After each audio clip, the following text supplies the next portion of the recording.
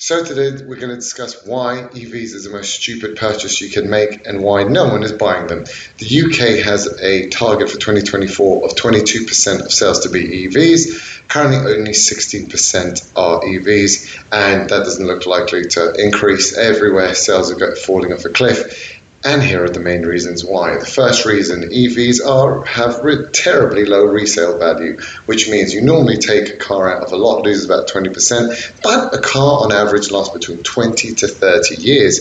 With an EV, the battery is basically only good for 10 years. So that's half the amount of time as a normal car. So obviously the resale level drops. Now my car is 10 years old, right?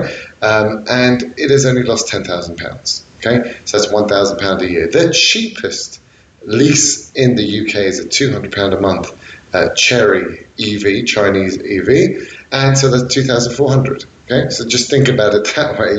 You're basically going to lose all that money on a lease. Next thing, so the resale value is a massive thing. You're basically throwing money down the drain. It's not going to make it up. It's a rapidly a falling asset.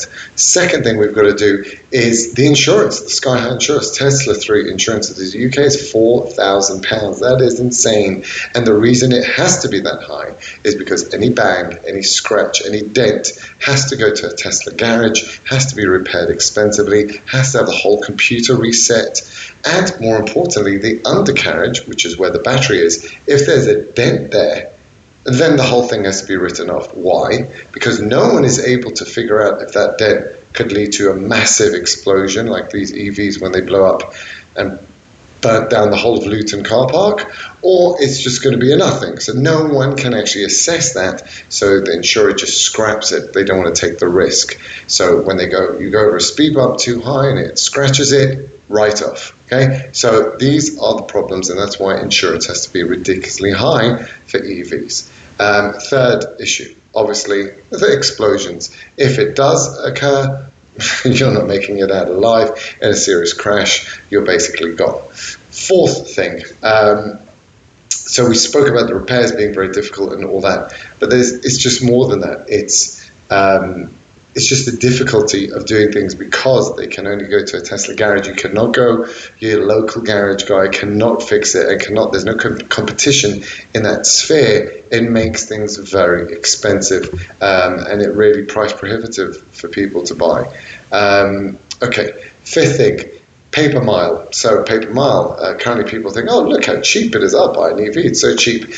January 2026 in Israel, they will be the first country to have pay per mile. You'll pay up front, and with your annual MOT, you get a refund or you pay more depending on how much you used.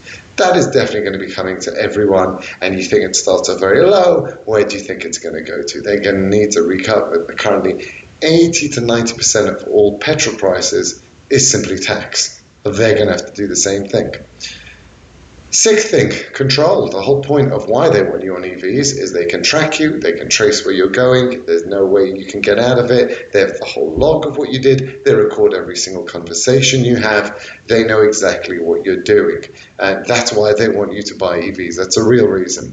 And obviously, eighth reason is they can stop you. In the future, they're going to have a kill switch. They don't want, you've robbed but that's a good thing. If you robbed something, they just switch your car off. How's about if you said something bad against the government? Well, they want to cancel you. Or like the truckers in Canada where they shut their bank accounts down. Well, here they'll just shut their trucks down, and then they won't have any way of making any money. Much easier than that. Just switch them all off at the flick of a button. So that is the real reason they want you on EVs. Next one for EVs. So we've done all the costs. We've done all the repairs. We've done all the tracking and tracing, but the other one is obviously it's terrible for the environment. As we all know, the amount of minerals that are required to go into it is huge.